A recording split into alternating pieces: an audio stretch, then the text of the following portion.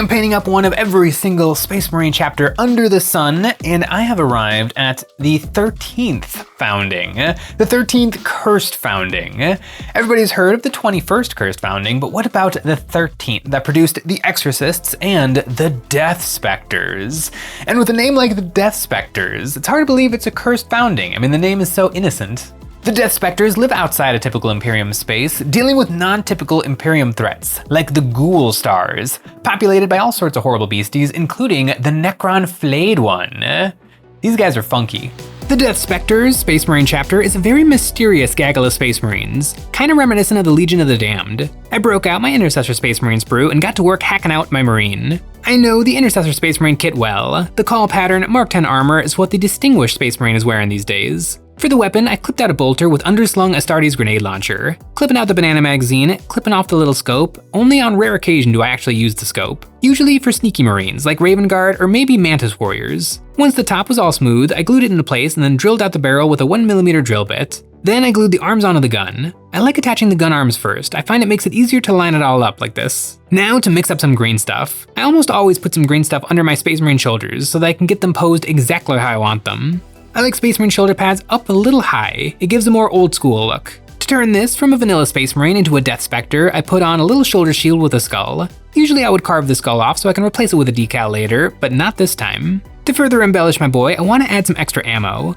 I found another grenade launcher and cut off the bandolier and trimmed it up to be just the grenades. I bent it up so it would conform to the shoulder pad and then glued it on. The Death Spectres are probably very self-reliant as a chapter, working outside of the control of the Imperium, so carrying extra supplies feels about right. I stuck on a classic Mark 10 helmet and my little Space Marine is ready for some paint. The Death Spectres are a very macabre chapter of Space Marines, and I don't know if that has to do with their founding and they just always were this way, or if it's because of their position fighting against the undying forces of the Ghoul Stars that has kind of not corrupted them because they're very loyalist, but definitely made them a little bit eccentric. When their chapter was first created, they are a successor chapter to the Raven Guard. Their chapter master got a vision from the Emperor telling him to go to a particular planet in a particular spot. And when they went to that particular spot, they found the Throne of Glass, which sounds uncomfortable. And that Throne of Glass is a very mysterious artifact that they build their chapter keep around. And the chapter master sits upon the Throne of Glass, and that grants them crazy otherworldly powers that aren't really described, but it's a good power boost to the chapter. Now, as payment for receiving these benefits, the chapter master is stuck on the throne for life, and it will slowly but surely turn them to stone. And so every chapter master in turn spends their time on the Throne of Glass. And also every Death Spectre that dies in combat and is recovered, they're mummified and then buried in the graveyard surrounding the chapter keep. It seems like in the lore, they maybe have the idea that one day they will be able to resurrect these fallen battle brothers, which would be very spooky. But for now they're just doing what they do, fighting against a lot of flayed ones. For my little Ghostbuster, I want to give him a haunted base. I started out preparing a Cobalt Keep 32mm and stuck on a big old chunk of 1/2 inch cork. I cut this in half on a slight angle and then picked away the sharp edges with my fingers in preparation to round it out. I took my Dremel tool and a rough sanding bit and I ran this all along the edge, smoothing over the cork. This worked like a charm, but I wish I had kept a better grip on the base. Then I attached my Marine's feet with some big blobs of thick superglue, and now that I know where he'll be standing, I can decorate the rest of the base. I went to my Citadel skull sprue and clipped out a couple of heads. I want to put these on the base, but not just gluing them on top. I want to sink these into the ground, like they're erupting out of the floor. I took a pointed round grinding bit and I used this to make some round little holes that my skulls can fit inside of, sticking them in at odd angles with some more thick superglue. Then I broke out the texture paste and covered the whole thing, making sure to smooth over the holes that I drilled, and I used a clean brush to wipe the paste off of the skulls, keeping them nice and clean. Once the base had dried a little, I gave it a big old black prime and then a zenithal of white ink. The Specters wear black armor, but black is a really challenging color to pull off, so I think the dramatic highlighting will help me out. The color scheme of the Death Jesters is black all over with just a little bit of bone-colored accents. And this is not the only model that I'm going to need to paint in that style. I've got a little baggie of Dark Eldar Dark Reapers. I've also got an OG Moggen Ra, and talk about scale creep. This guy, Moggen Ra, Phoenix Lord of the Dark Reapers, he is about half the height of a modern Primaris Space Marine. He's just a little fella. One of these days I'm going to put together an Eldari army, and if I want those Dark Reapers to look their best, I'm going to try to figure out the color scheme on this little guy. I don't want black armor, but I do want them to have the appearance of black. So I grabbed some very dark blue-green speed paint, thinned it down a little with speed paint medium, and then globbed this all over the mini. Everywhere but his helmet, Imperialis, and bolter. I always find speed paint flows best with a little bit more speed paint medium in there, and applying it fast gives it time to settle before it dries. This color is really dark, only a little bit of that zenithal is peeking through on the very tops of the mini. It's a little bit of subtle contrast, and now I want to punch it up a little with some edge highlighting. I took a desaturated blue and started carefully painting lines on every edge of his armor. This leaves a ton of that nearly black color on the model, but the outlining makes it easy to see the shapes of the Marine. It took a bit, but eventually I had him all outlined. I used the same color everywhere, which is the effect I want, but it's not very realistic. I want to tint the edge highlighting on the lower parts of his armor, and to do this, I sprayed a magenta onto him from below. This color mixed with the blue, turning it almost black, but it does give a hint of warmth and darkens the edge highlights on the underside of him. Now the armor is done, it's time for his accents, his helmet and shoulder pads. I took a bone speed paint color and globbed this on, applying it to the little Aquila on his bolter as well. I applied a few coats to make him darker in the recesses of his bony bits, making them darker and more saturated. Then I switched to a tan color to do some highlights. This color looks almost white over the dark color of the mini, and I kept highlighting until his forehead and face were almost completely covered, giving him a scary death mask jumping out of his armor. I went back and forth, mixing a little bit of the bone speed paint color into my tan color to darken it so that I can keep a nice gradient going on his helmet and Imperialis. I did some final edge highlights of white paint on his helmet mohawk, and while I had the paint on my brush, I did a few small edge highlights on the armor to make the brightest, most reflective spots. Now that the armor is done, I moved on to the weapons. My all-time favorite gunmetal recipe is speed paint noble skin, which leaves behind a gray with a subtle brown tinge. Then I did a dry brushing of silver paint. This 1-2 punch makes for amazing metals. Now for the bolter armor, and the Death Spectres use, you guessed it, black for the armor. Not a lot of color on these guys, but it does make the helmet really stand out. And you know what else really stands out over dark armor? EonsOfBattle.com. On our website, we have all kinds of hobby goodies: army painter paints, brushes, texture paste, wet palettes, basing cork, decals, toppers, and bits, and we have terrain. It's the best way to support us doing what we do by getting a membership. Each month, members get a credit, good for any one terrain pack we've ever made, or the brand new one. Our new terrain for December, the Bubble City.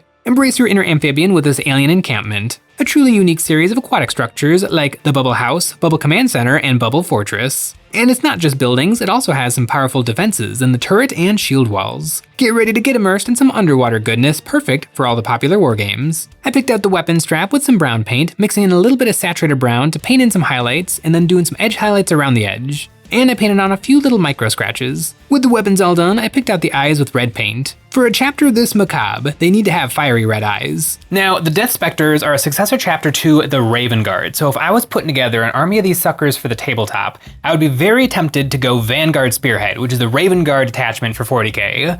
But I think there is something to be said for Librarius Enclave detachment, the one that's built all around buffin librarians. The Death Spectre would have a weirdly high number of librarians because all of their chapter masters have been librarians who end up sitting on, I almost said the porcelain throne, the throne of glass, and using their psychic might to impel their warriors to fight harder. But also, there is a very Raven Guardsy unit, the Incursor Squad. This is regular old Space Marines, but they got the Oculus bolt rifles.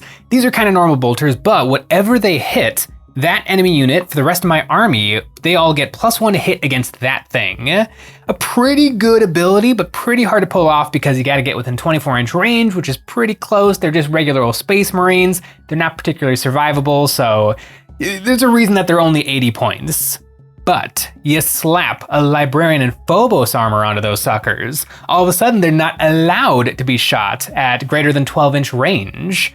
I think you take 3 of those squads with the Librarians, all of a sudden you have a weird amount of control over your opponent's army with just regular old sneaky Space Marines. Now, if we want to kick this silliness up a little bit further, I would have sitting in my backfield 3 squads of Space Marine Suppressors. Now, Suppressors are another kind of bad Space Marine squad, but it's good that they're bad because the points cost has been dropping all edition and they now cost a cheap and cheerful 75 points for 3.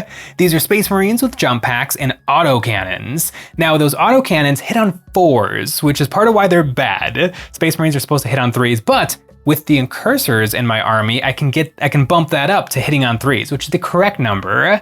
Now, those autoguns have another weird control-y ability where anything that they hit, that enemy unit is -1 to hit with its shooting and close combat. Doesn't make a lot of sense that it affects close combat too, but I will take it. All of a sudden, with 6 Space Marine squads, I have a weird amount of control over my opponent's army. And this isn't even expensive. It's like 600 points for 6 squads of Space Marines. All of a sudden, I have an army where my opponent has to get within 12 inches to be allowed to shoot at me, but I'm going to shoot at them and make them +1 to hit for the rest of my army, and my suppressors are going to make them -1 to hit anything in my army. I really want to try this list out. It sounds absolutely hilarious, and it just gives me a great excuse to bring Space Marine units that nobody is taking in their armies. Maybe just get a couple of Repulsor Executioners to hold down the fort and let it rip with all of this Space Marine shenanigans. And speaking of shenanigans, there's just a couple of little shenanigans left on this sucker. For his symbol, on his right side, he needs the tactical arrow. I find it easiest to put on the decal, then apply a little more microset to soften it a little more in place, then give it a second squish to get rid of any trapped air. And to spice up the arrow, I threw a little number inside of it. I picked 5 for this guy. On his left side, I threw a little skull decal on there. I don't have a lot of room with the bullet bandolier, so the skull will have to do for the Death Spectres. Now my marine is done, it's time for the spooky base. I took some white paint onto a dry brush and I brushed this over the skulls, taking advantage of the extra puffs of white I did during the Zenithal to make these look like they're really glowing. Then I took some light blue speed paint and I dusted this over the base, tinted a nice haunted blue. To finish off the skulls, I gave them another quick dry brushing of white to bring out the details of these spooky faces. I hit the rim of the base with some gloss black paint, and my spooky sucker is ready to defend the Imperium from intergalactic threats. The Death Spectres, the Raven Guard successor chapter that is tooled up to kill all the things that go bump in the night. Black armor is always a challenge, but I feel like shifting it into a color is a good way of adding a little bit of extra juice to a paint job. These guys are a Raven Guard successor, and Raven Guard are already black armored Space Marines, so these guys are just a very dark blue armored Space Marines. At least the way I would paint it. One more Space Marine under my belt, and please let me know in the comments below what other Space Marine chapter should I take a look at next.